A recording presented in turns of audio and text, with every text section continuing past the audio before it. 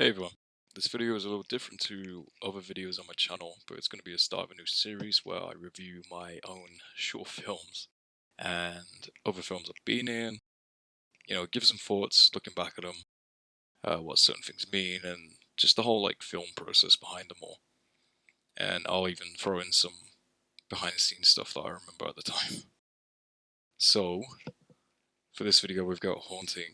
This one's a bit of a long one. It's the first kind of show I've done on the channel, so I am gonna be spoiling it because I'm gonna go episode by episode. So if you haven't seen it already, then I'm gonna give you the basic plot, and if you like the sound of it, you can go watch it. If you don't, that's absolutely fine too. You can stay here and just hear how my thoughts have changed and what I would probably do now if I was filming Haunting. So, Haunting follows our character Ethan as he isolates himself from the world after I'll say incident has occurred within his life. The episodes follow on as he tries to rebuild himself and reconnect with past friendships. Along the way, he has to fight his literal demons and become stronger before his past will soon catch up to him. I made the show just from the simple idea of the character isolating himself and keeping away from society, and then I built just upon that. Like, why would he do that? How long has he been gone? And sort of the series was created from there. I'm fully aware that it's actually not everyone's cup of tea, the series, compared to my previous short film, Finger Gun. This one is a bit of a slow burn. It's a real slow burn, I'll admit. Episodes 1 to 3 kind of build upon the emotions and complexity that Ethan is going through, and then episodes 4 and onwards kind of bring in more people to show how Ethan changes and what has already changed about him and where he can go on his journey next. The show has a very drama-filled story and a lot of symbolism, which is all kind of mixed in with the mental health themes that play throughout the entire show. So if you like the sound of the show, then please go watch it and let me know your thoughts, and then come back to this video because I really am going to spoil everything. When I said episode by episode, I don't mean the full episodes, by the way. I will be going through each one, but I will take a scene, and if I have nothing to say between those scenes, I will cut to save us time.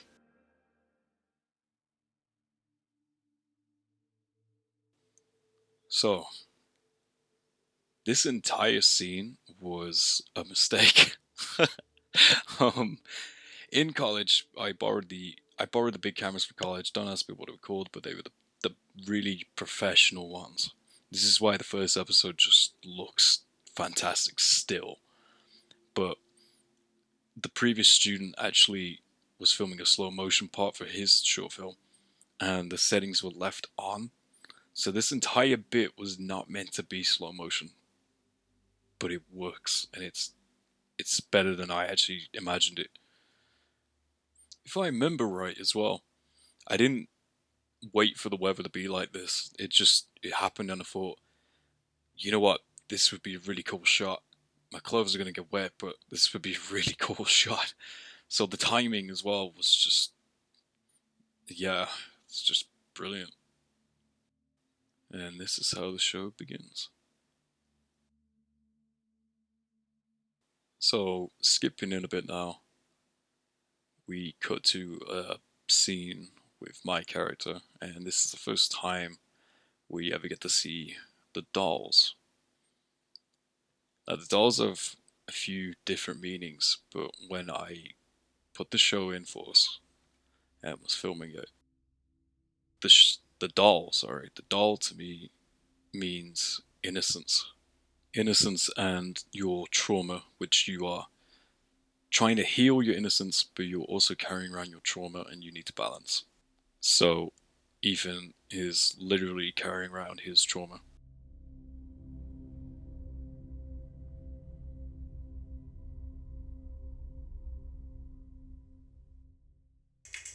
So this is one of the first dream scenes within the show, and this is the first time we will see Gina's character, Luna. Literally just for a second. I don't I don't remember if I told Gina she was just going to be in the show for like 1, 2 seconds when I pitched her the idea and the scenes when we filmed them. But I wanted to put her in as like kind of like a presence that is constantly just on my character's mind that is really taking a toll on him. Just essentially, she is his trauma. So he's not going to let that go easy, and he's going to keep constantly thinking about it until he heals. But that kind of comes later on in the show. Essentially, she really is the main bad guy of this season. So you need to hype up your villain. Now we're at the first time we ever see Ethan's darkness, his demons. I was gonna do this form constantly throughout the show, so then you knew, like, you see that figure or its silhouette, you know it's his demon. But I thought as the show progressed, I not just wanted to try different things, styles, and just looks for it, but I thought maybe it'd make more sense if, as Ethan's changing, his demons do too, because they are part of his psyche after all. So as he's developing and learning, I guess these things do too. So, the demon here is played by my dad. Thanks, Dad, by the way, for just getting in this warm-ass outfit. Which, by the way, we filmed this June, July, peak summertime, and we just threw this massive rag on him and just said, "Yeah, it might be warm, but can you just do this?" And yeah, he did it. Fair play. Thanks again, Dad. I gotta thank my mom as well because she had no idea how to work the camera, and yeah, looking back, she did a great job. So thanks again as well, Mom. My original plan for this little bit was actually at the end of the show, we was gonna recreate this shot of me looking back. But as things progressed and when we filmed at Breen Sands for the final, the shots there actually looked much better, so much better than the original plan. So I went with that. And now we're on episode 2, and I actually started off with that video of the spider there to get the hint about the demon that we will see later on. I haven't actually heard many people bring that up, but I guess once you know, you know. Straight from the warm summer all the way to the cold winter. So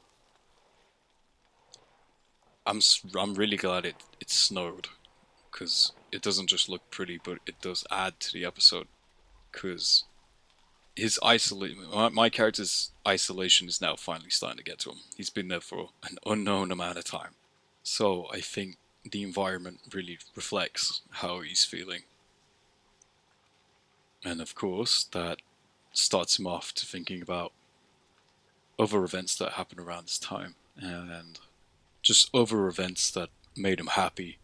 Just a place that he feels comfortable and he wants to go back to take him out of where he actually is now. The Christmas season as well, kind of, um, it's a time of cheer, isn't it? It's a time of connecting with family members, of people, and bringing joy.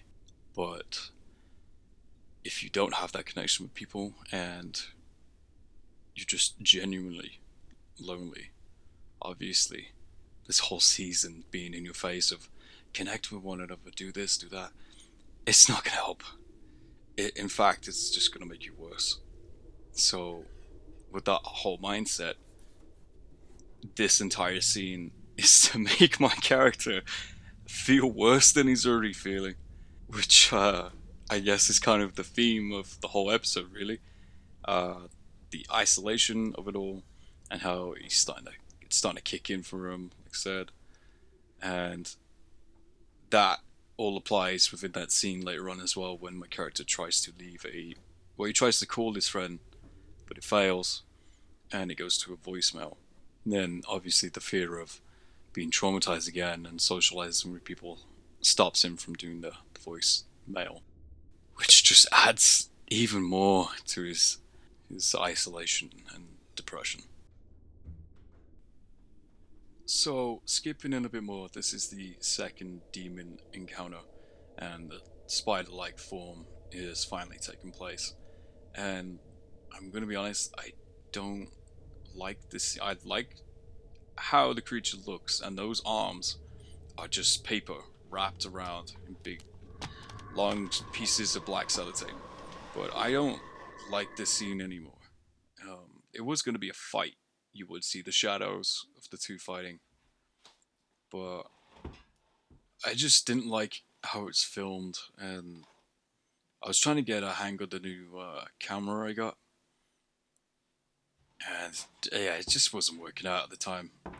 So we just made it simpler, dragged off, left to your imagination what happened in the fight. But obviously, we see the outcome here. Of course, Ethan was going to win, but he's really been bad this time. But this whole bit goes into the themes of Christmas that I was on about earlier. Time for connecting, but if you're alone, you don't have that connection. It can be really hard for you. But yeah, this is him wishing he had someone there for him at that time. It's quite a sad moment, I'll admit. I didn't forget about it, but I didn't realize just how sad it was looking back at it. Later on in the show, though, we do start questioning kind of what's real, especially with the element of Ethan's parents within the show. Like in episode 5, when we mentioned that they changed the wallpaper again. They, not me, not Ethan, they. And I wanted to do something like that to say that in some element, Ethan is purposely keeping himself in this isolation. It's just his parents are there, it's just whether or not he actually wants the help. And he's strong enough to admit that he needs the help, which is kind of what episode 8 is all about. We are now on the phone call, and this took 3 tries. I just tried to make my character look as small as possible within the frame and the space that I had.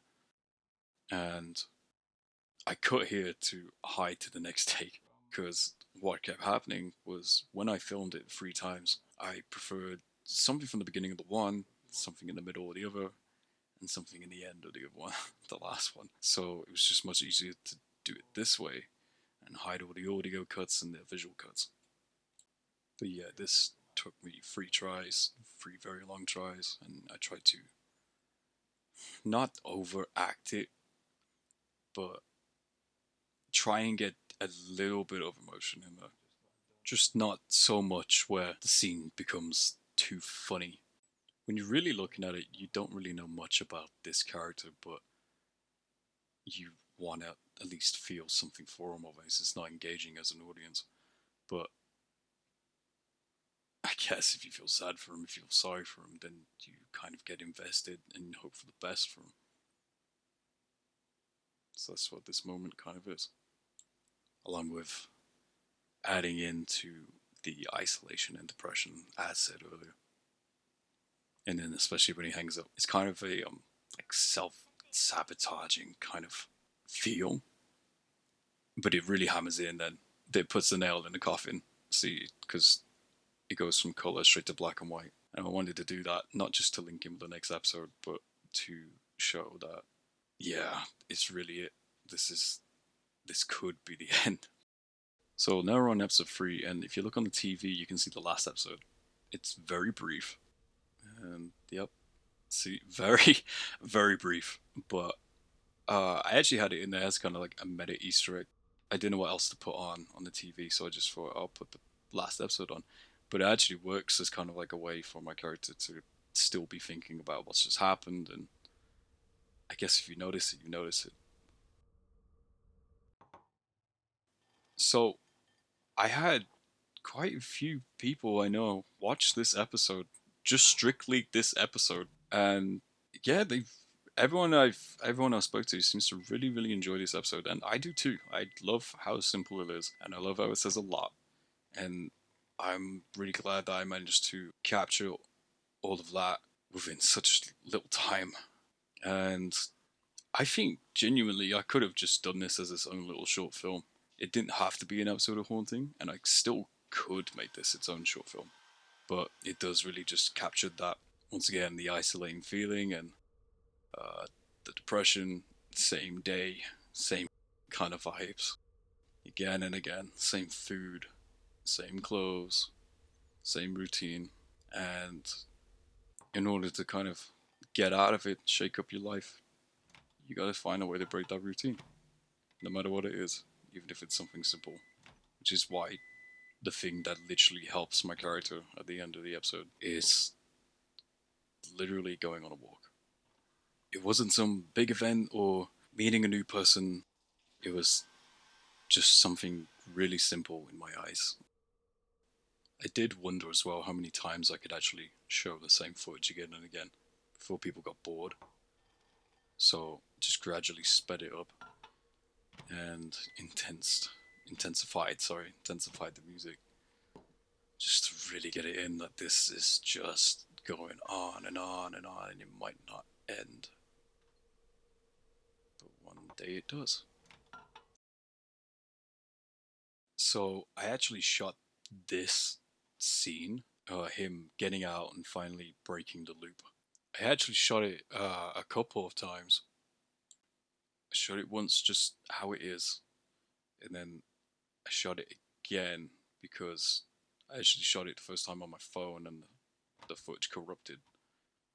So then I shot it on my camera to make it look better. And then it snowed, which is the take that we use in this. And then we actually did a version where I drive my car and I finally get that out. But I ended up kind of just not liking that version, so I definitely picked the right one. The snow just fits. It just looks better than all the other ones. You can see the other ones in the bonus footage video and the haunting uh deleted scenes and bloopers video too, which I still have up for now. And that's Act 1 done already. So those episodes were just to build onto the feelings of the characters, so you get to know them, and then you finally have a kind of like understanding who you're following. You're like, okay, this guy, he's pretty much been in the shit. Something big has happened, we don't know what, but I've seen him go almost to rock bottom, and now I'm gonna watch him crawl back up. So I wonder what's gonna happen next. So, because that was an act, I'm gonna rank the episodes now in my favorite order. So, I guess at bottom, if you want to look at it that way, is episode 2. And I do like this episode, I do love episode 2, and I like the themes and what I've done with it, but I don't like how most of it was shot, minus a few things like the part with the clock, or just this, the part I've got here with me talking on the phone. I do really like that bit, but I don't like the monster fight, and part of me kind of wishes the episode was a bit quicker. Yeah, there's not really much else to say to it. I feel like compared to the other two on this list, it's not lacking in quality, but it needs that kind of if I say oomph factor, you know, it needs something else. I felt like it just needed a bit more to it, but I guess you don't want to go overboard with your ideas. So the second placed episode is actually episode 1, and I feel like I put enough mystery into the first episode, enough questions being placed with the answers coming in later on. And I also thought it was shot pretty well. Still, I like the shots in it. None come to mind that I regret or be like, oh yeah, I wish I did that differently. I liked the episode, and I feel like still I managed to make it quite solid, and like I said, set up a lot of questions which will be answered later on. I guess if I have to really nitpick, I would probably say I could have edited the sound differently and chose different sound effects, especially for the monster scenes.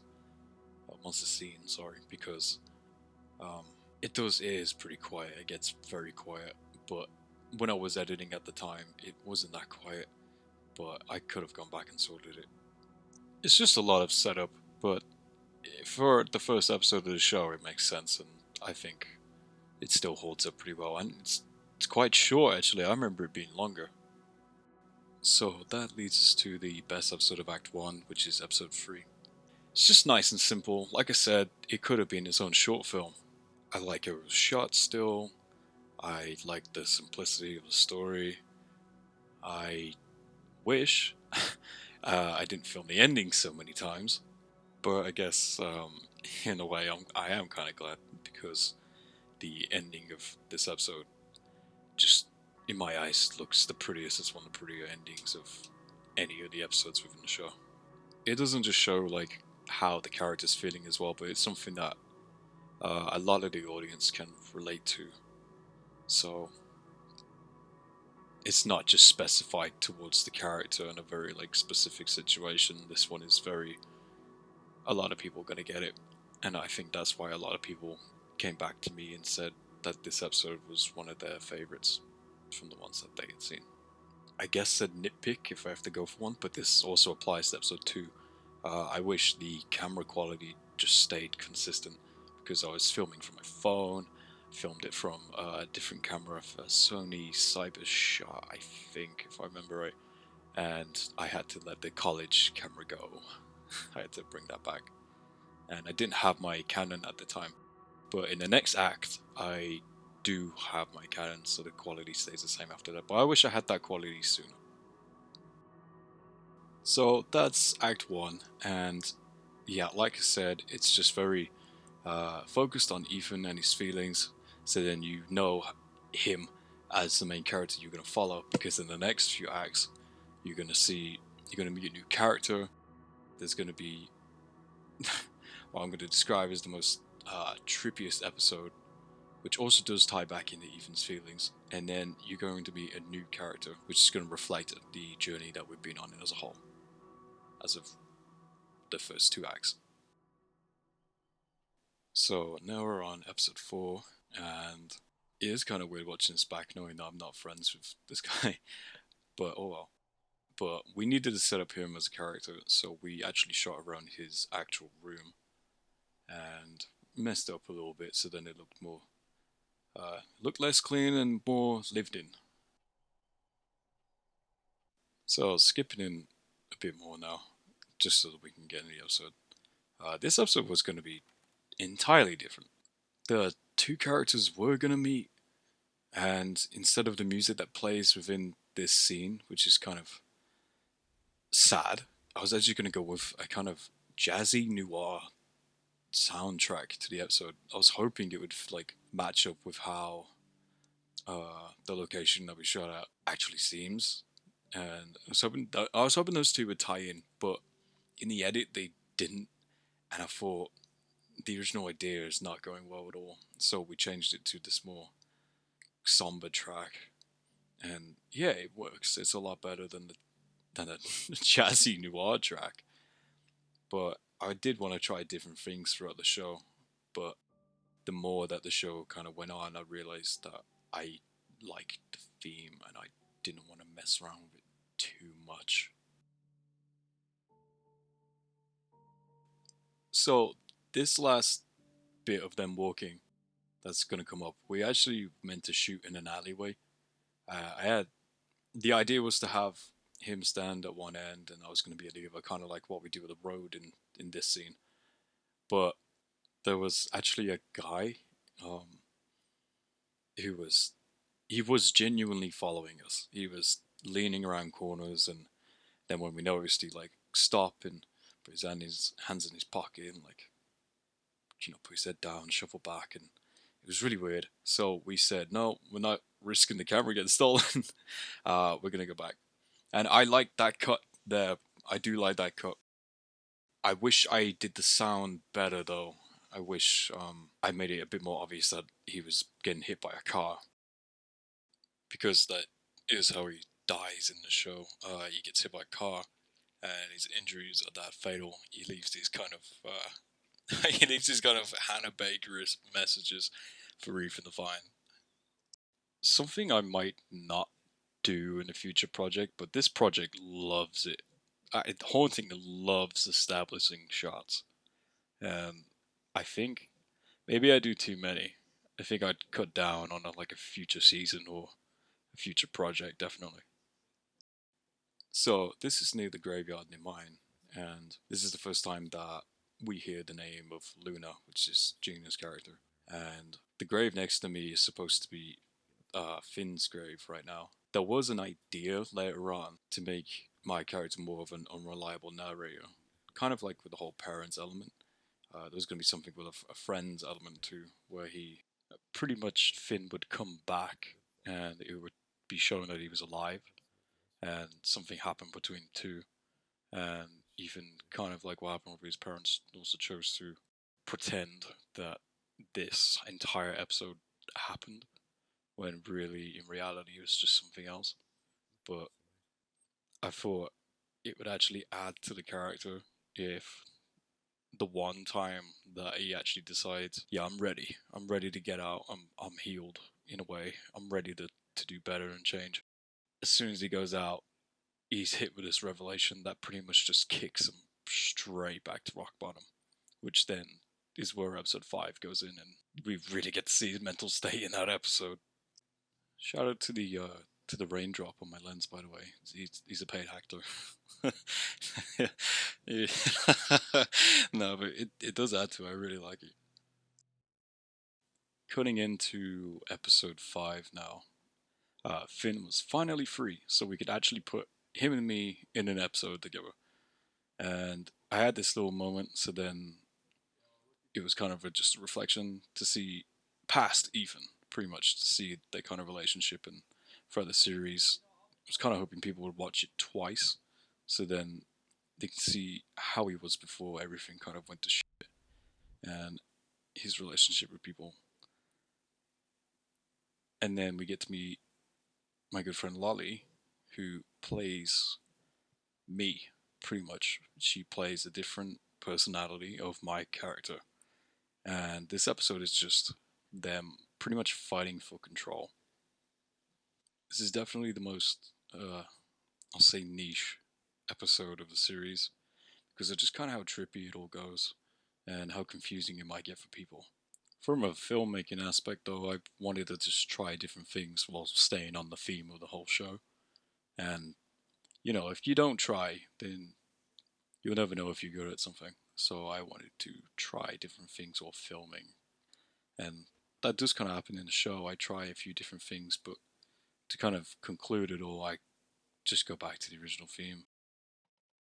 Yeah, pretty much now we're at the scene where, while he's going through family photos, this is more build up, pretty much, kind of getting you ready for episode 8, which I will get into episode 8, but it's not one of my favorites now.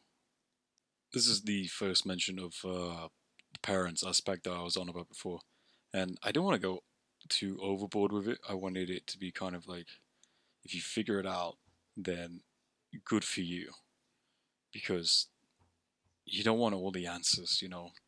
Show don't tell, but maybe I should have shown a bit more because I'm not sure many people understood that element, or maybe even knew it was there. So maybe it was too hidden. There's a lot of stuff in this show actually that I'll admit that I think maybe I hid that too well. Maybe I could have been a bit more obvious, so there was like another way to show it. Just bring your attention in some kind of way.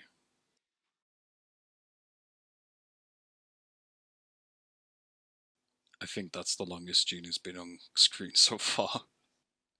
It's immediately followed up with my character having basically a mental breakdown, and that is what this scene is all about. He's trying to gain control, and this is the kind of test to the trippy visuals that me and my dad filmed, and we really wanted to show that his mental state. Hence why all the clips overlap and the different emotions, and we tried to give it a go, and I think it looks good. I'm still really peeved that I had to upload this like 3 different times because YouTube hates dark footage. It hates dark footage, and I had to upload just this bit in 4K and brighten up the settings, and it looked a lot better in the edit in the original edit, but as soon as it got on YouTube, it just kind of just went to shit, and I'm still really peeved about it. But still a good scene. I still like it. It might be a little cheesy, but I kind of enjoy it. And it was supposed to be the midpoint of the show, which would then be followed up with this bit, and kind of like the calmness that follows after a storm. You know, it's kind of what this moment is. It's just a nice moment with the family. I guess while some of these moments are necessary to progress the story, I kind of do just repeat episode one, but give just like a tiny crumb of answers, Either that or, just add on to uh, feelings about characters and just add on, build up the characters that are shown in the show. But I guess even then, we don't really meet Ethan's parents properly. We meet Finn, sure, but we don't really know him after like a certain amount of time, and we never see how Ethan truly was around people. But that kind of was the point. It's just this is pretty much Ethan's show. This is him. The story is just meant to be revolved around him.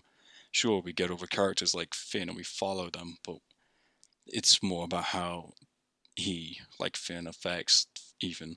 And then the parents, we never meet them, but they're always there. So we get to see how they affect him. And then even when Jade comes in, uh, that's more to see how Ethan reacts to someone who's been in a similar situation to him. So now cutting to the card game, which I wish went on a little longer, but I think it's fine. Yeah, I wish we established more rules. And we were gonna talk about what game we were playing and how to play it, and then have multiple rounds, but then we just thought, let's not do that, because why would he even explain? Because it's all taking place within his mind. So why would he explain the rules of a game that he knows to himself? So the scene is fine, really. It's just okay. Like I said, could have been better, and I think the audio could have been better.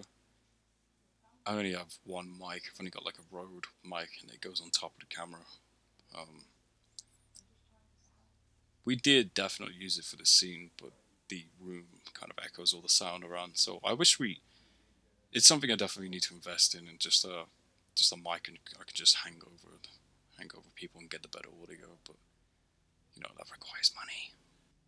But I definitely needed it for the scene because it's a very important scene. Just hearing how Ethan, despite everything that has been thrown against him, he still wants to keep going, and he also wants to keep going because he doesn't want to upset his friend, despite the fact that his friend is not there anymore. Cutting in again, this is the last time that we see Lolly as she ascends to somewhere within the mind of Ethan's mind. I wish we made the scene a bit more exposed, maybe. I wish the lighting was different, pretty much. I wish, like, it came off more heavenly than anything. But it still looks okay, and given everything that follows, it's okay. Now we cut to Ethan accepting that his friend is no longer there. And it's kind of like I wish this is how it turned out kind of moment. I think we filmed this a few times because Finn kept messing around. So I trimmed that scene down a little bit just to get to the next part, but we was actually supposed to have lots of alcohol bottles around this part because it was supposed to be implied that Ethan, pretty much after hearing that his friend's dead, went on a mad, drunken bender, and you can kind of see that my character's sick, which is actually Pepsi, if I remember right. I had just a mouthful of Pepsi and just spat into the toilet. You can kind of see it if you slow it down, but it was also kind of like he just spat out his trauma too. That was the idea I wanted to go for, but maybe we could have made that a bit more obvious. Maybe show some nasty shots of just puke and sick. Now, immediately going into episode 6, I remember this scene taking. We were on a very strict schedule. We had to really film this quick, if I remember right. But I think we did it okay, and it's another new location, so obviously more establishing shots, and then we finally get to see our new character Jade. And I like this opening still. I do like it. And I like the silhouette shot, and I like how it kind of mirrors Ethan's own escape, which we see in episode 9, but that technically took place before this escape, so... Oh, there was this shot coming up here. Yeah, this one. That was actually... I watched the Silent Hill trailer for the add-on for Dead by Daylight, and Cheryl Mason looks through the door at one point, and I was kind of inspired by that, and that was kind of a nod to that. It's so odd. I wanted to make the scene more intense too, so I added the heartbeat noise onto it, which cuts out there with the door slam, and then we cue the music. Sometimes I hear music tracks on anywhere free that you can find them, like for example YouTube Audio Library, and I hear them and I download them, and I like to slow them down quite a lot. And I did that with this track, and I knew immediately that I wanted to use it in the opening, so I always had the opening to this episode in mind, and it was always going to be this track.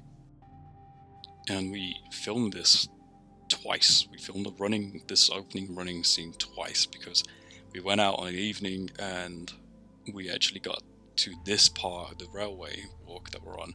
We got there too late, so we had to film it again, but I'm glad that we did that. Now this is Ethan recognizing that she is also traumatized, hence why he helps her, and that goes back to what I said about the dolls earlier.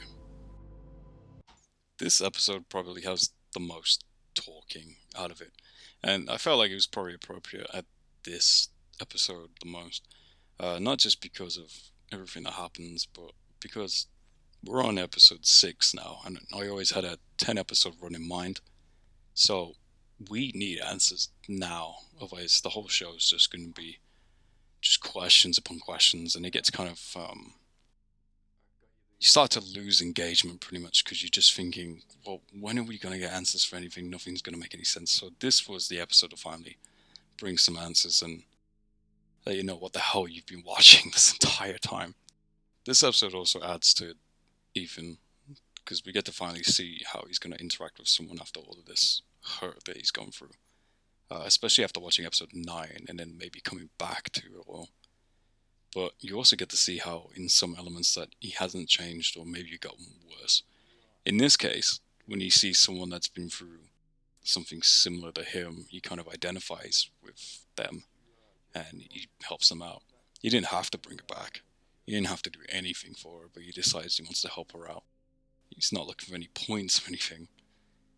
He just recognizes that she's been in a shit situation and he wants to help him out. So, cutting in now, we get another dream sequence, but from Jade, and this is also her kind of letting go of the trauma.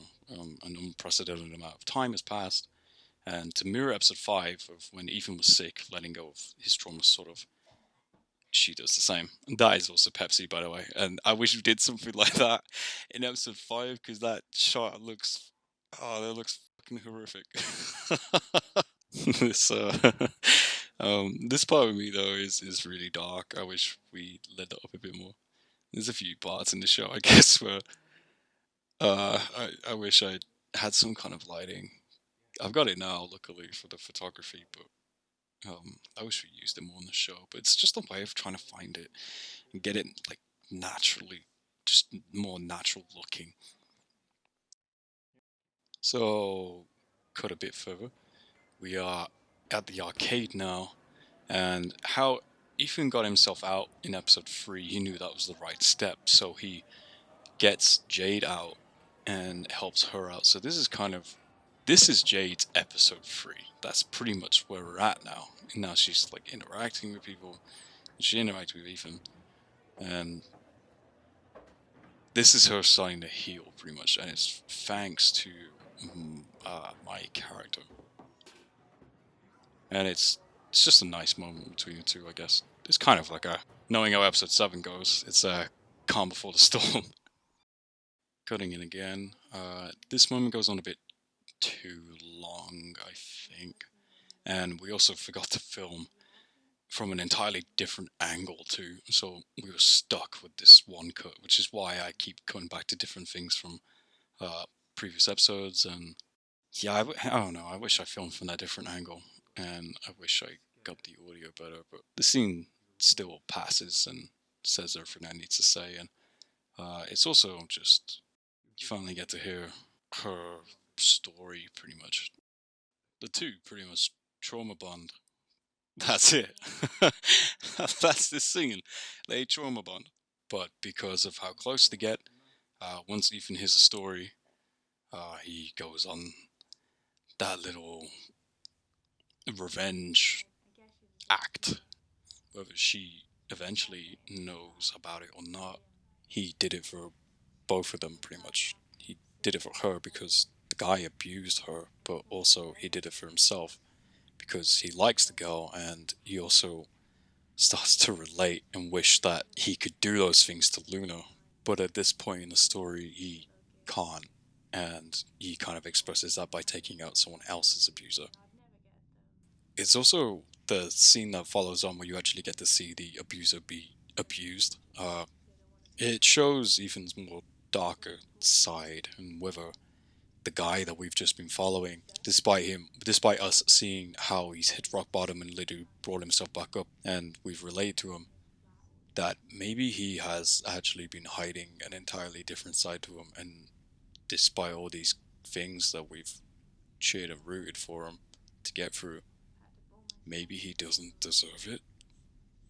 But I kind of left that more up to you because up to you as an audience, because I wasn't quite sure myself whether this was a heroic act that he does. He might hurt an abuser, someone who personally I see that they might deserve it because they kind of you should get what's coming to you. But you are another human at the end of the day, and if you end up being worse than that human, then was it worth it? I guess in the show though it is a good start to finally see Ethan's darkness take over and kind of descent within his mind. So cutting in a little bit more now again. We thought this would probably be the easy way to let Ethan know where Jade came from or where the abuser is. We made up an entirely just fake address, and the justification for that piece of paper behind that was in case the phone ever goes missing. But I guess we could have done that a different way. We wanted to do like a whole social media thing, but I wasn't quite sure myself how I'd film it, and I wanted to keep to a time schedule, and I didn't want it to come off very Joe Goldberg-ish, like a scene from You or something. Though if we did possibly did Haunting season 2, there could be some You-like elements within it. So we could definitely try again and do what we wanted to do within that scene. But that piece of paper was basically just uh, all of that simplified. And now we're at the abuser getting abused, and I wish the scene was a little darker and having it be a pull cue be the thing that really gives them damage. I don't know. I wish it was something else. I just wish I actually used something else. But then I kind of knew about it at the time, hence why we used the kettle and the boiling water to really just have some extra damage on it. Unintentionally, the music in this scene kind of sounds like Resident Evil 8's trailer music. I didn't even know. I didn't notice until right now, actually. So that's interesting. I think the cuts like that, the hit, I'll call them the hit cuts. Uh, I think maybe they could have been a bit quicker, more intense by putting the sound effects up a bit, having more of a cracking feeling. And I guess after all the episodes we've had, this moment does just kind of come out of nowhere. we always kind of knew that there was something up with Ethan anyway, but this scene sort of confirms that he's willing to go that level.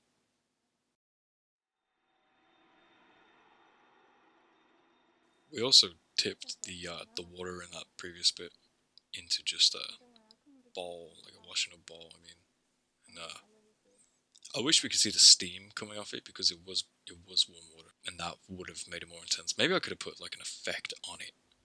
That would have been really nice, like a little smoke effect. But then it's whether or not I tend not to put effects on too much stuff because one, I'm not quite experienced within that, and two, I don't want it to come off too cheesy. I don't want it to be. If it was finger gun, I probably would have gone for it. No, I definitely would have gone for it. But for this, I wanted it to be more intense, and I just wanted to try get it right.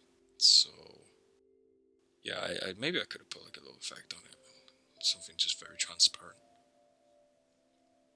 Once again, this scene, I always had the music in mind, and when I heard it and slowed it down, I thought, yeah, this is a nice little moment that I should definitely put in there. Like, I should put this music in a nice little moment. Though, when I really think about it, this isn't really a nice moment. This is Ethan finally telling Jade and the audience as well what the hell's happened to him. What's his trauma? And we finally get kind of an explanation who Luna is too. So to hide the cuts, I cut to the takes that we did with Gina, and we did 3 different takes, and each take progressively gets worse. We had a happy take, which is what my character at the start kind of wanted Gina's character to be. Like that's how he remembered her from the start, and that's what he always wanted her to be. But as the show goes on and he develops himself, he kind of remembers how she actually was. So the second clip is like in the midst of that realization. So we have Gina in the second clip kind of look a bit more annoyed. And then in the third clip, we just have her just full on, just arguing at the camera. And we get to finally kind of see that. And I guess we kind of get to finally see the truth as we're hearing it too. And it's also just this whole kind of monologue is just a nice recap to make you remember what's going on after all these episodes, which I felt like was kind of needed. Like I said, we've had a lot of build up, so we need some answers finally. So a nice little explanation of just everything. And there's the third clip, the truth. She's not actually saying anything. I remember that. She's just mouthing towards the camera. You know, we didn't write a script for it. We just winged that part. I did write a script for my monologue here. It needed to be said. It needed to be told in a certain way. And I don't like my voice. It's taking me all my strength just to do this freaking voiceover. But yeah, this monologue was really hard for me. I think we filmed it straight like 4 times, and I had to keep taking long breaks between it. I didn't feel like I was doing it right, and I had to keep checking the script back and forth, making sure that I ticked certain lines. I'm a lot better now, but I wish I maybe put a voice on or did something. I'm very just monotone, especially in this show. I'm kind of just monotone. But yeah, it took a few tries, and there's the 2 doll shots of them. They are truly trauma bonded. And that concludes Act 2. So now I get to review it, and I get to tell you which one was my favorite. And I'm not even quite sure which one my favorite is. This act, I think it's a good act, and it answers a lot of questions, but it's also kind of weak. But it's also kind of a necessary act because stuff really gets put into gear in the last act. But I think the weakest episode probably is episode 4. It's not a bad episode. I just think maybe looking at it now, it's a little boring. But it is nice to meet a new character, shake up the kind of formula a little bit, and get to see people around Ethan and build upon his character a little bit, even if it is basically just to knock him down again. I do still like the mirroring idea that we went for. I don't like the idea that I was going to put jazz music on it. Noir jazz music, but we move. It's also shorter than I remember, and it's not a bad runtime, so it's not entirely bad. It's kind of like just a boring 6 minutes. Watching it back, even I felt a bit just lost, not engaged at all, so I wish we found a way to deal with that. Maybe we could have linked episode 5 with that and been like, the first half of the episode is episode 4, and then the second half just cuts to like the madness that is episode 5, which is actually the next pick of mine. I think, again, it's a good episode, and I tried a lot of different things and a lot of different elements and tried to be a lot more like trippy and dreamlike, and this is when, you know, the dreamlikeness is really at its peak, you know. Probably episode 8 follows just underneath, but this is really it when you think about it. And it was nice to bring in another element of even. Also, it kind of adds to the mental health aspect of it all again. I wish we filmed the card scene differently. It could have been like actually more of a game of who's in control, because kind of how it's filmed is kind of just like Lottie's character has already accepted that she's not going to win, and Ethan's just back in control. And it would have been nice to be like, to have a whole game about it, you know, and you weren't quite sure who was going to win at the outcome. And I'll call it the red light scene. The red light scene, I wish YouTube didn't screw me over so much with its how much it hates just dark lighting. It's fine, it's okay, you're sorted. I just wish maybe I filmed it now a bit differently, and you can see stuff in the background. I'm pretty sure you can see the punching bag that I had in the garage, and you can see that, and I wish there was a way to kind of get rid of that, but when I was editing it at the time, I didn't know how to do that without ruining the rest of the footage, because I tried a lot of different editing effects. Like, I put a lot of shapes in it to try to cover up things in the background, but it just did not work out, and I couldn't figure it out at all. So I wish that went a bit differently. I'm also kind of torn whether or not the red light moment is kind of a cheesy scene or not. I've kind of mixed feelings about it, so I'm not quite sure. So that leads us to, I'll say that the best episode of the act, though it's not quite a good episode in my mind still, is episode 6. And I think it's good that it tells us finally some answers that we've been really wanting throughout the entire show. But it's also just, it's a lot of telling and not showing. But it is nice to see my character finally interact with someone else. And like I said, having Jade be coming from a physically abusive relationship, and then hearing about Ethan being more of the mental side of things. It's not a nice contrast, but in story-wise, it is a nice contrast.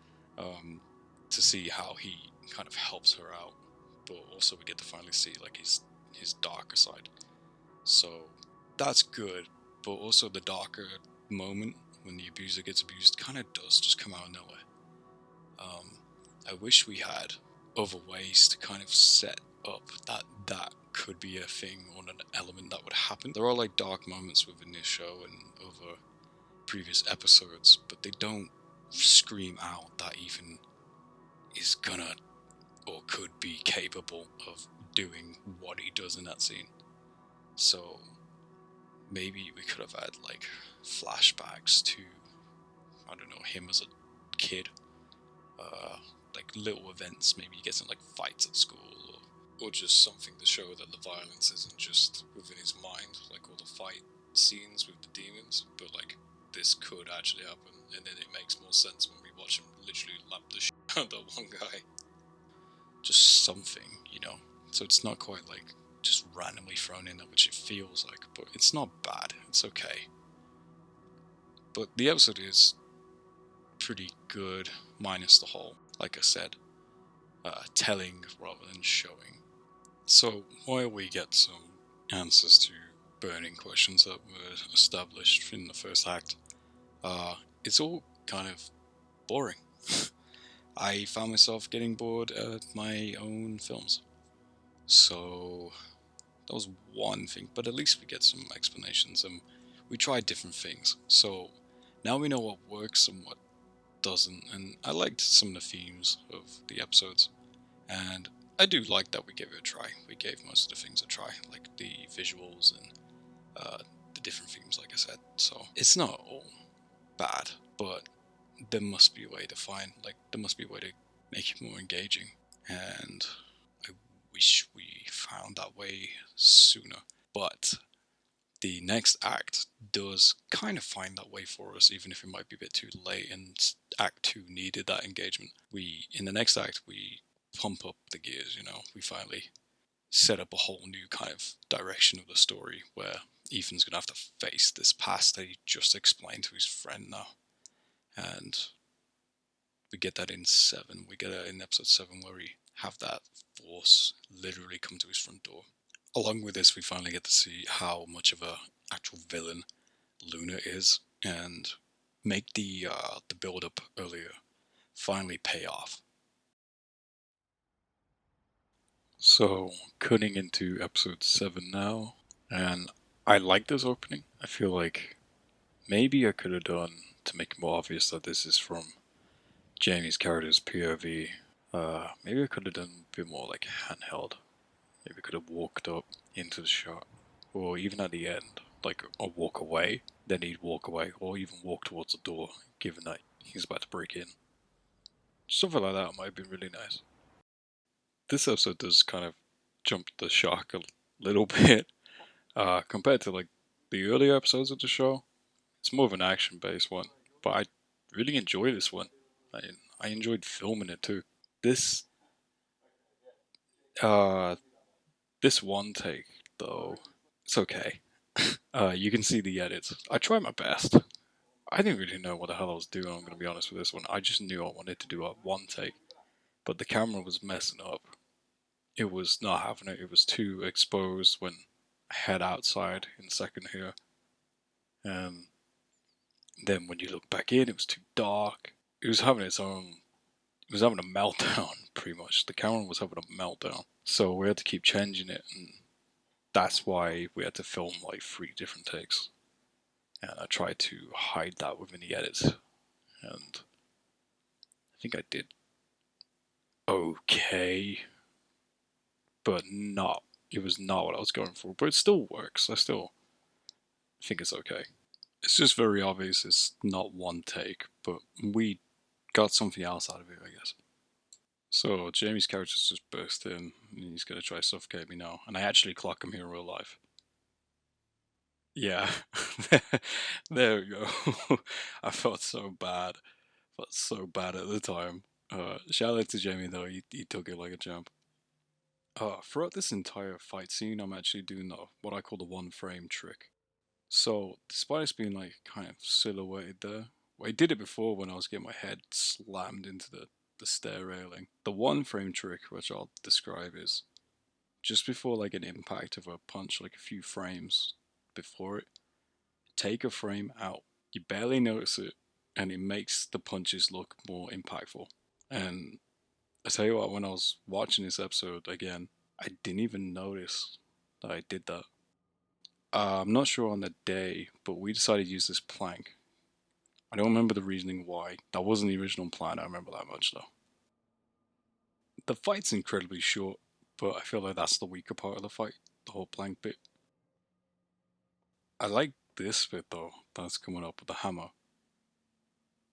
Yeah, that blood splat still looks good. I think he might be dead though. This is real. I've never hit someone around the head with a hammer, so someone could tell me. That'd be nice. I'll keep that in mind for future projects. But yeah, this dialogue exchange was just to show like who Ethan could have been, if like a little slave to Luna, if things were to keep going, or if things kind of went like a different path. Shout out to Jamie though. I'll leave his content in the description of this video when it comes out. He's done some great stuff, man. You guys should actually check it out.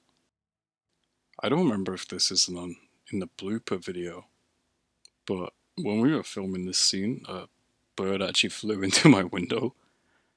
It flew off, luckily, but I'm so glad it didn't land in that fire. And now the story is set into a kind of a different direction than I think most people were expecting, but one that still kind of makes sense and ties into the other episodes that came before it. I don't really have a lot of complaints about this episode. I think it's quite short and sweet. The fight's not too overdone. Maybe there could have been like a bit more to it, but it's not just too action orientated. And I think it's a good start to this act. I'm not gonna lie. I really don't have any complaints. So I was kind of dreading getting back to this episode actually. Before I watched it again, it's not actually as bad as I thought it was. So this is the episode where Ethan tries to like reconnect his family within his mind, and we were going to play with once again the whole element of they have been there the entire time. It's just whether he wanted to let them back in for whatever reason. So it's just him going through uh, his nan's home, and I like all the footage. I'm not just saying I like all the footage because it is actual like old footage of my family, but I think I mixed it in quite well. But it does give off this kind of like somber feel. So I guess for the series, it's working really well. Watching it back, though, personally, is a little weird. I don't have any of the footage, why not? And I will be using this place for another film, hopefully, if I can figure out a way to film that. Because that one's quite ambitious, I'm not gonna lie.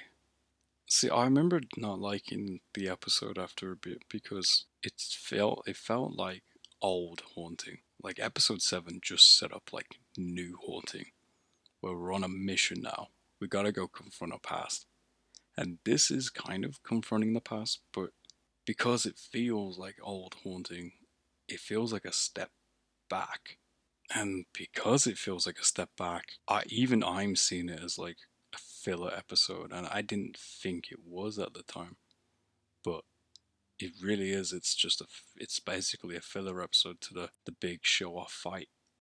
So to get the reflection of the demon in the mirror, we got my nan wearing a mask, and she was basically just standing on a stool because she didn't know how to work a camera. So it's quite, I don't know. Once you know that, it's quite funny. I like this moment though. It's a nice little moment. This shot though, I love this shot. Complete accident again, but it really does tie in well with the episode, and just another place that like Ethan wants to be, but also having that family aspect, and also just being a really cool shot. So this moment is actually inspired by Silent Hill 2. There's a moment where your protagonist James, you walking into a room, and there's a TV on, and there's some kind of body, a dead body, just sitting in a chair. And from what I remember and heard online, and after many like discussions, the dead body is supposed to be James too. So I kind of wanted like a moment like that, but I think this moment's okay. I don't know what that random bald patch on the side of my head is though. It's kind of weird. Never see that again. But yeah, this is kind of like him just accepting the his demon in a way, and then he gets let out back into the real world. It's not heaven; it is the real world. So cutting into episode 9, and we're at a new location, so you know what that means. More establishing shots.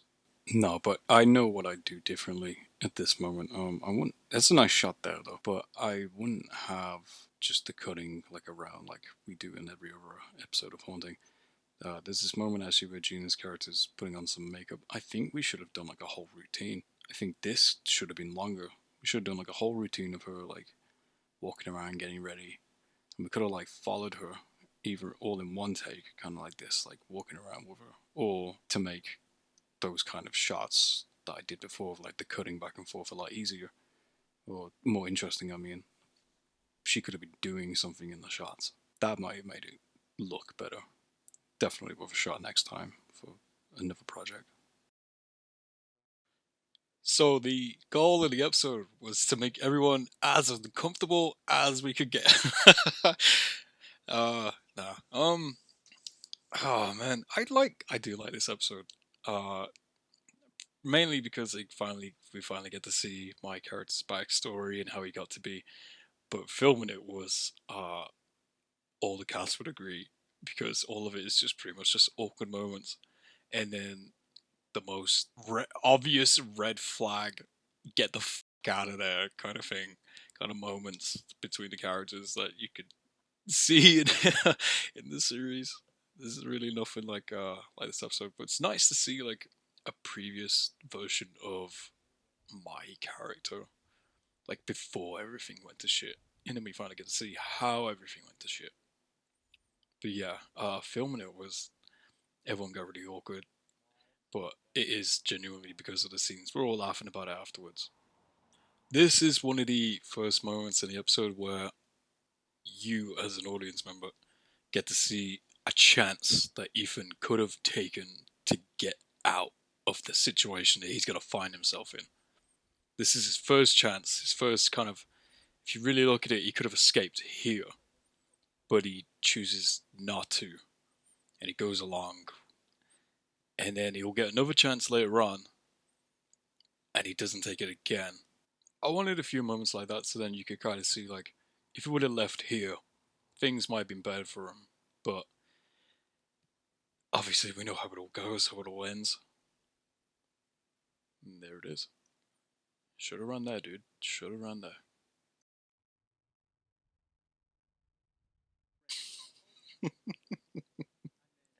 I started laughing before. I started laughing before I could actually do the audio recording. But this is the first. Actually, it's the second kind of awkward scene, but it's a different kind of awkward compared to the first scene where Ethan's trying to plan stuff with his girlfriend and she's not having it. Uh, there's just some obvious kind of flirt in here. Like yeah, you could feel the awkwardness. It was such. It was a mad time to film this one.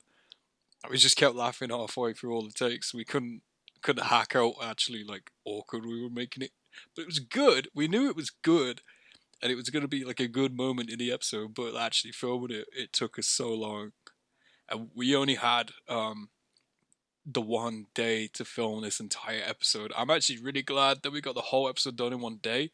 And that, look, there's the first hand touch, there's the second hand touch, and this is after he's just basically told the dude, after the guy's just told Ethan, "Yeah, you seem cool, but you can come work with me. I'm much better." And then here we go with a little argument scene.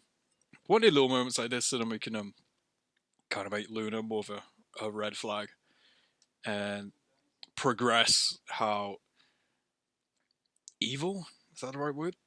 How toxic, that's the word, how toxic she is.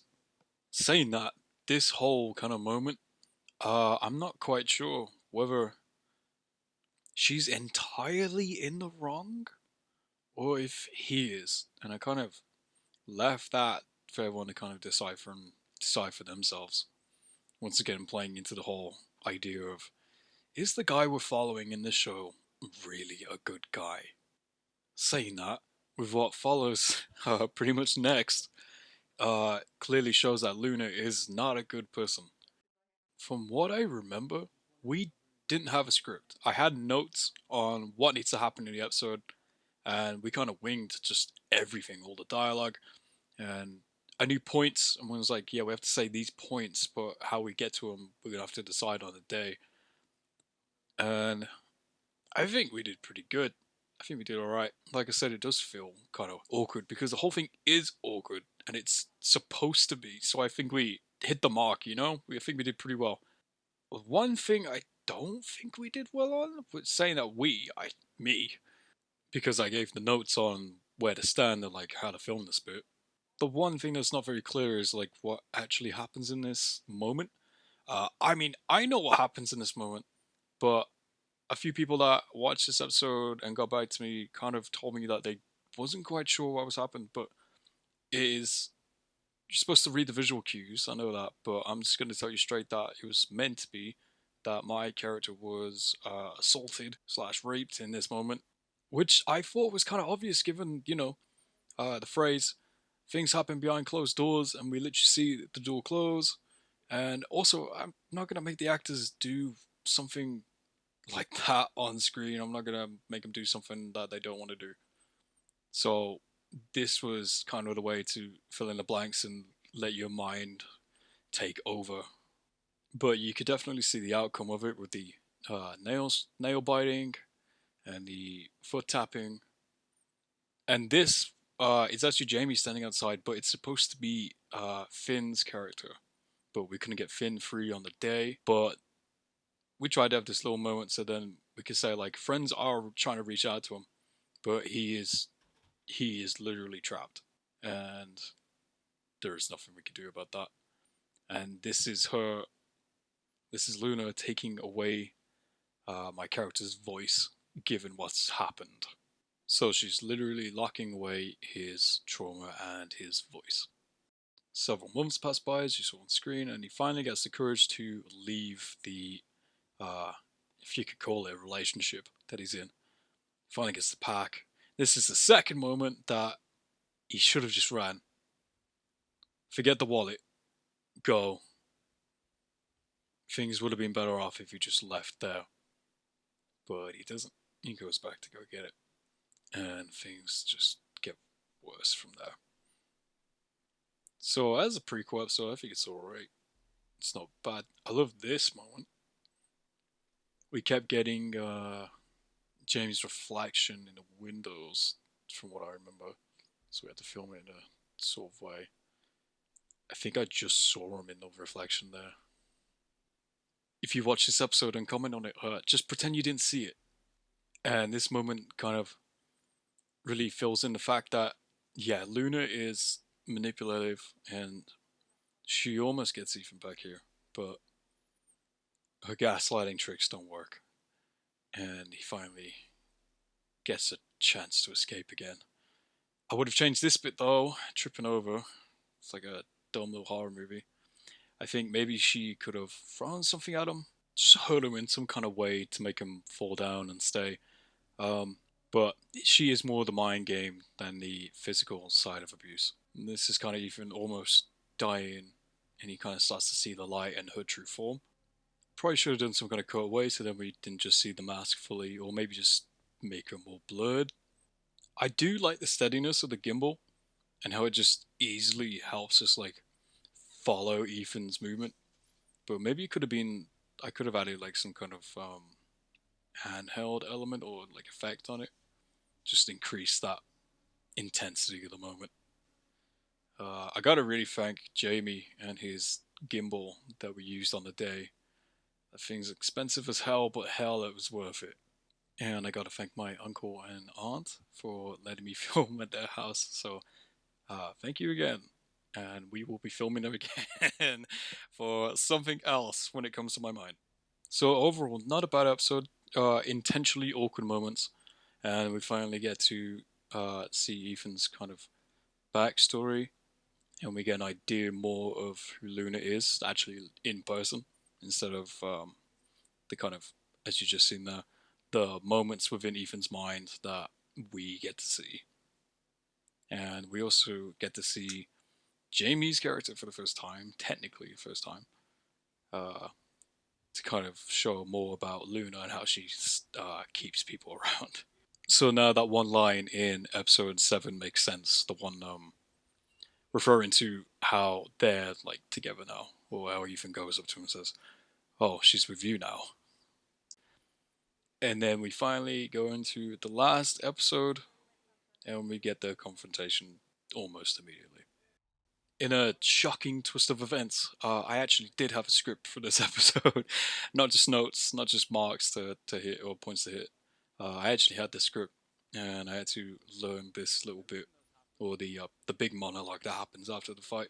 It was kind of a bitch to film actually. Uh, when you haven't filmed something with a few people standing around you, you kind of get like a stuttering problem just occur.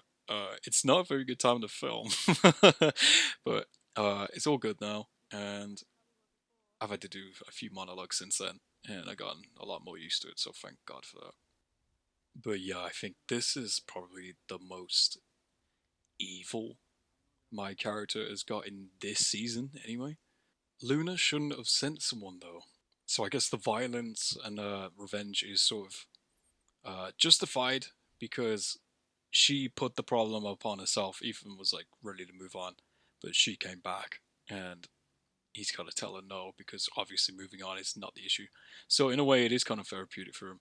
Uh, this fight was supposed to be a bit longer, but we thought about it, and uh, I referring to the point I said earlier, where she is more of the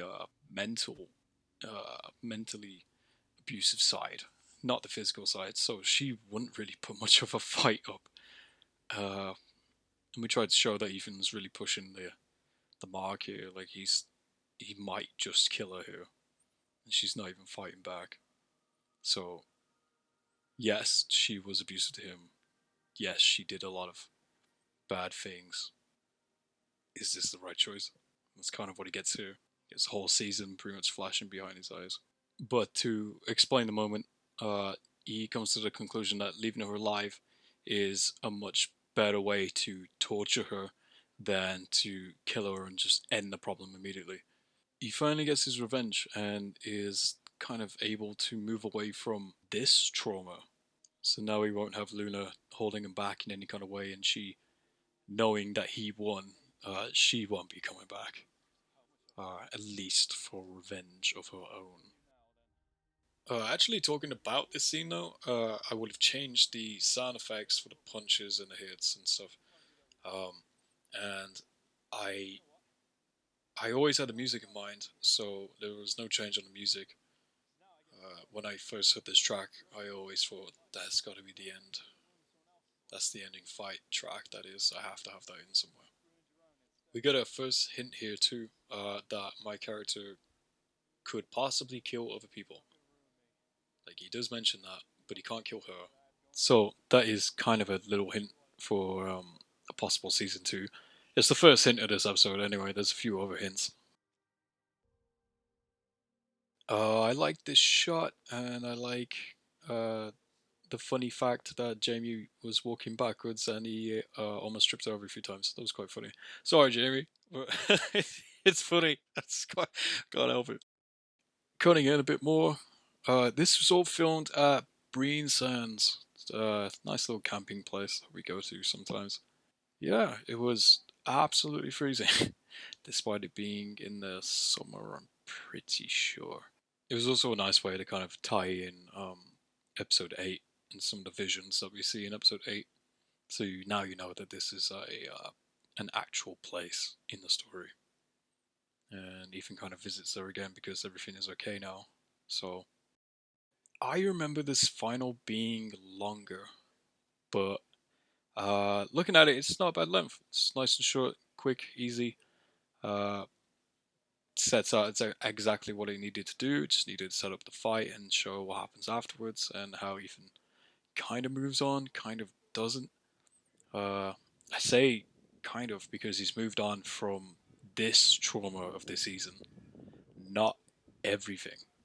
Because sure, you can move away from one issue, but realistically, you've got everything, and the damage has already been there. And I wanted to kind of show that he is damaged after this entire show.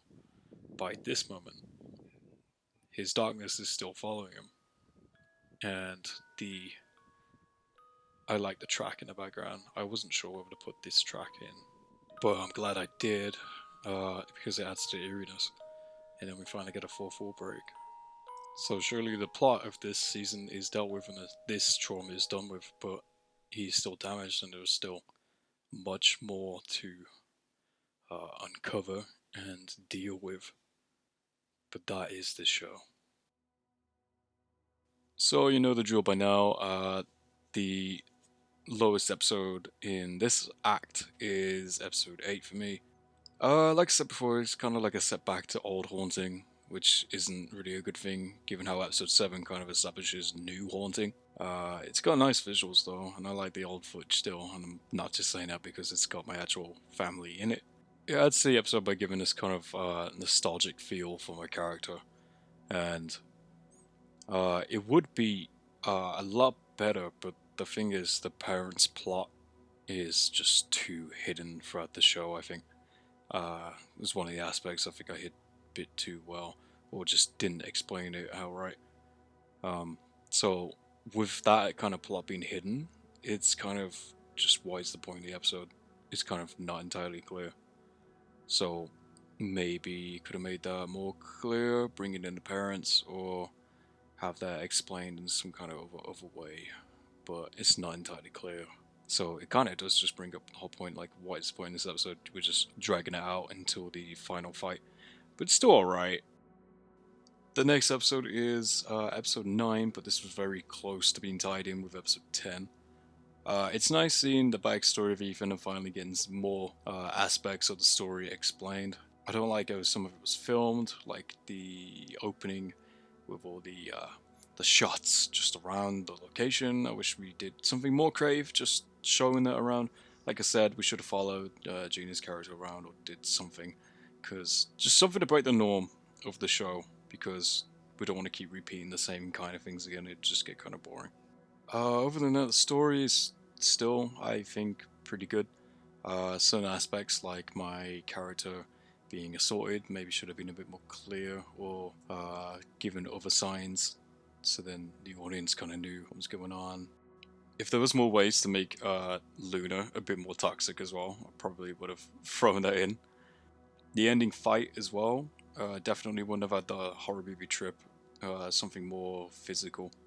I liked all the gimbal shots though. We'll have to use the gimbal for another project at some point.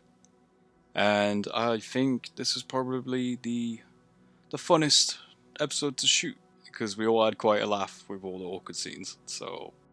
So now we have episode 10, and I think it's a nice final. It wraps up things pretty well, just simple, and that's kind of what I wanted to do. Just keep it simple, but have some things kind of lingering on, and some things that you might have to watch the season again and kind of pick up on, kind of like the parents aspect. But I should have explained that a bit more. I probably would have changed the monologue a bit more to make my acting a little bit better in it. And I think I would have put better sound effects on, or tried to mix them a bit more during the fight, and probably made the fight a little longer. I know what I said about her not being more the physical side of abuse, but to kind of draw it out and make it more of an epic kind of battle, really overcoming something like truly, the fight maybe could have gone on just a bit longer. But yeah, it wraps up the whole season pretty well. Ethan overcomes the trauma of this season and has questions lingering on for possible future, and doesn't tie everything too sweetly. It's not like sunshines and rainbows. I wouldn't change what we filmed either, and I wouldn't change all the locations. They're pretty good too, and it's nice that we ended somewhere else other than the house. I'm glad we didn't go with the original plan of keeping the same shot from the first ending of the ending in the first episode, because I think the 4/4 break works a lot better than what I had planned. So yeah, the best episode I think in this act is episode 7. The episode sets up kind of a new direction for the season, or the ending of the season to go, one that doesn't feel out of place and makes sense and ties back into the previous plots really well. I wish we managed to do the one take and just follow Ethan around the house. That would have been kind of nice to look at. And I wish the fight went on a little longer. I still don't really like the plank bit. I don't remember why we went with that. But it doesn't really change much because the episode's still pretty solid, and it sets up the season to go in a new direction, one that is exciting. And it makes the whole season kind of just a lot more exciting. Like, you've had all these episodes build up, and you're like feeling that something is coming. Well, this is it. This is the final stretch now. Everything that you've heard is finally connected, and the episode's not been a waste. It also kind of shows how evil Luna is because of how she sent Jamie's character to Ethan's house. So it shows off how she is pretty much the bad guy of the show. Even more than we kind of did, because we always just heard stories, but now we've kind of seen what she can do, and not just to Ethan, but to other people. And I think we did the action scenes pretty well, because I try not to make it like finger guns action scenes, and they're a bit more realistic and a bit more gritty. And I'm definitely taking notes for other projects. So yes, I really made a tier list. But yeah, so I tried to really think about this, and it did take a while. But episode 3 is definitely the best episode. Like I said, it could be its own short film. It's a subject too that many people can just relate to, regardless. Episode 3 is definitely the best one. Could have been its own short film. Episode 7 is second. Yeah, I think I wrote it in a way where it ties in everything that we've seen before and sets up the show, what's left of it, to go in a new, more kind of exciting direction. It also doesn't feel like a whole jump the shark kind of moment too, which thank God for that. After that, we got episode 1, which I think is a pretty good starter episode, good little pilot. It sets up a lot of mystery and a lot of ways that the series can go and intrigue, and I think people were invested in it. I just wish they didn't kind of repeat the things in episode 2, but episode 1 is still a pretty solid starter ground.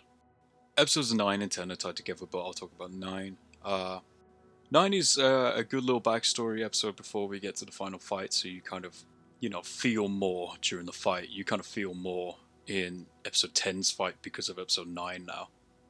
And you get to see how my character interacted with people before everything went bad.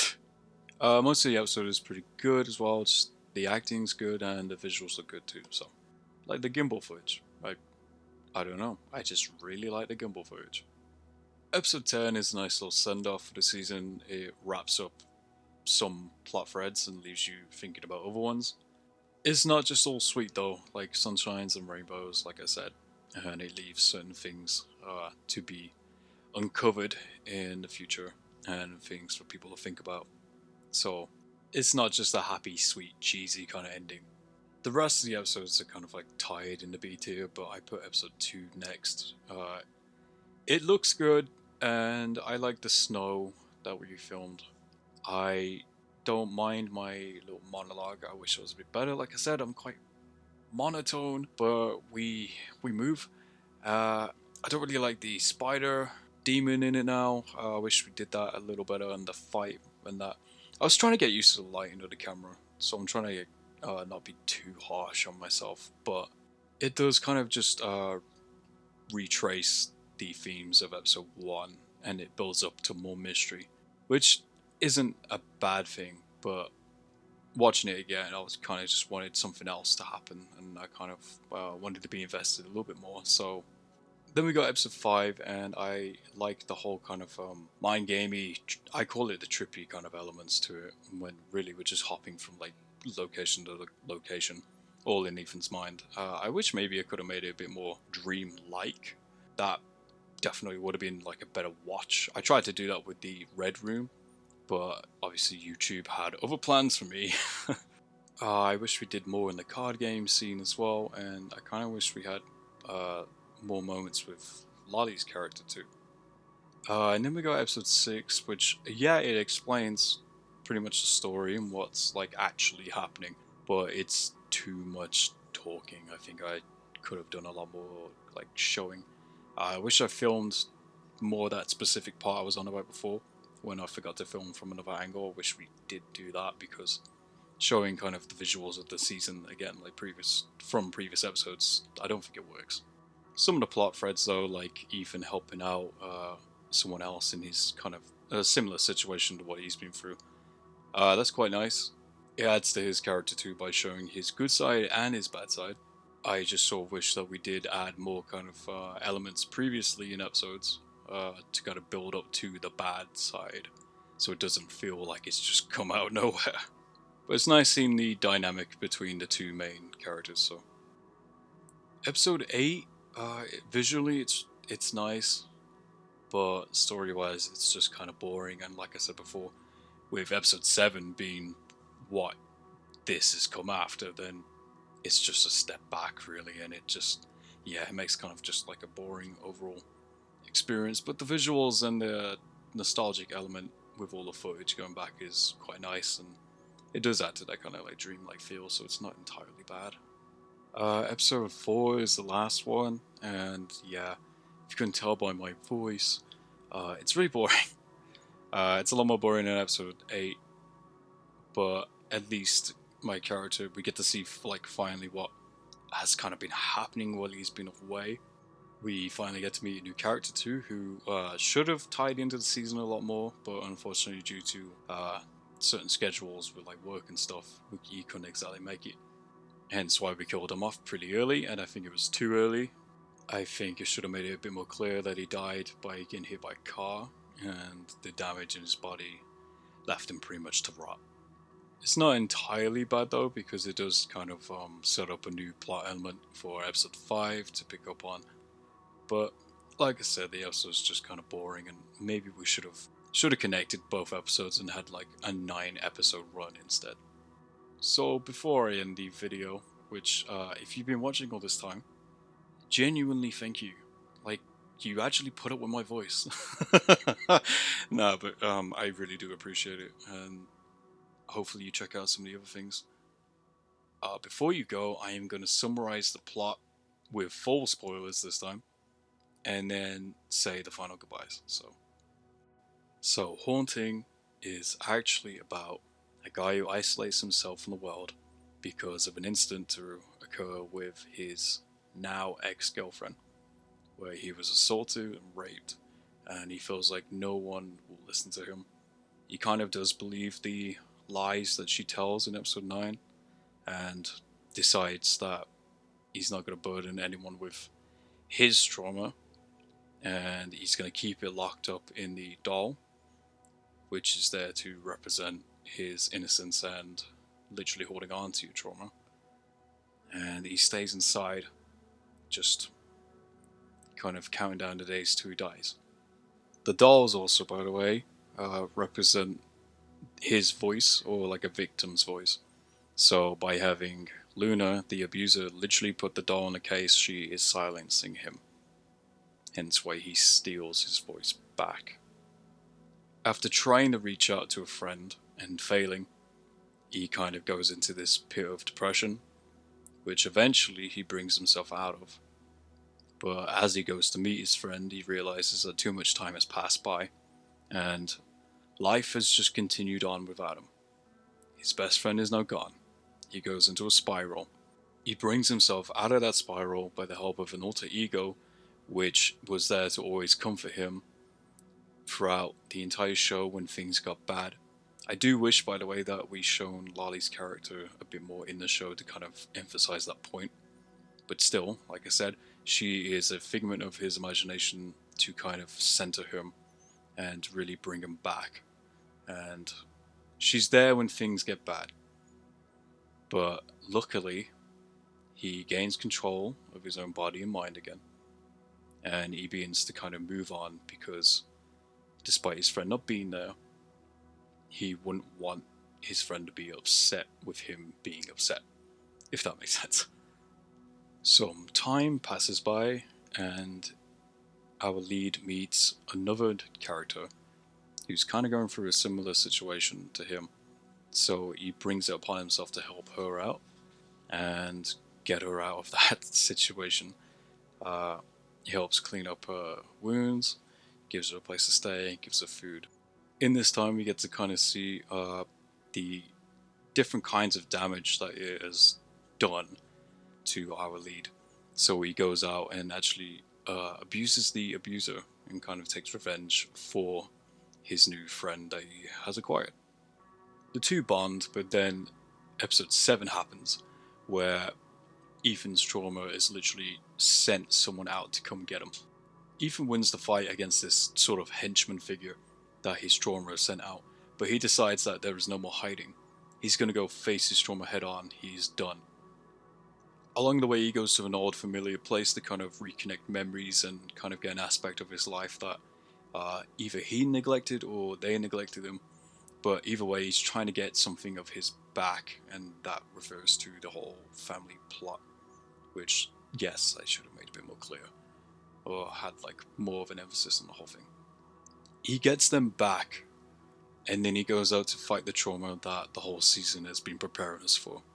In episode 9, we get to see what that trauma is, so then the final fight feels more impactful. Then episode 10 happens, where we see the final fight, but he decides to actually let her live. He's not going to kill her or his trauma. He's going to kind of learn from it and let her deal with it. In the scene, he lets her live because actually it would torture her more to live, knowing that he won the fight and he's not going to let her bother him anymore. Some time passes and Ethan has been trying to get on with his life, but unfortunately, you can see the demon still following him, which means that something is still bothering him. He still has a dark side. He is kind of damaged throughout this entire season, and maybe even damaged from previous things that have happened before this season. That was there, so then just one, the ending wasn't sweet and cheesy, but two, it's more realistic. And I say it's more realistic because you can't exactly go over every single piece of trauma that you have gone through. So to have that kind of lingering on in the background was more realistic to me, as you might not be able to go over every single piece of trauma that you have acquired in your life, but you do eventually learn to kind of live with it and deal with it in certain aspects. And that's kind of what the main character does. And now I can kind of announce that, yes, if it wasn't very clear throughout the entire video, I have an idea for Season 2, and I've always had the idea for Season 2 that Ethan was going to go back and confront previous traumas in his life, and it was kind of going to be a revenge plot. The next season, whenever we film it, which I'm not quite sure when it's going to be, but when we film it, it will be completely different to this show. I'm going to film it in an entirely different way. The season is kind of inspired by shows like Baby Reindeer, Mr. Robot, and yes, You. Of course, before the show comes out though, we've got a lot more videos to make. I'll have just more film announcements soon and show announcements soon, along with collaborations with other channels, which you can definitely check out now. I'll have them in the description. But yeah, that's all the info I'm going to give, and once again, I just want to say thank you for watching the entire video.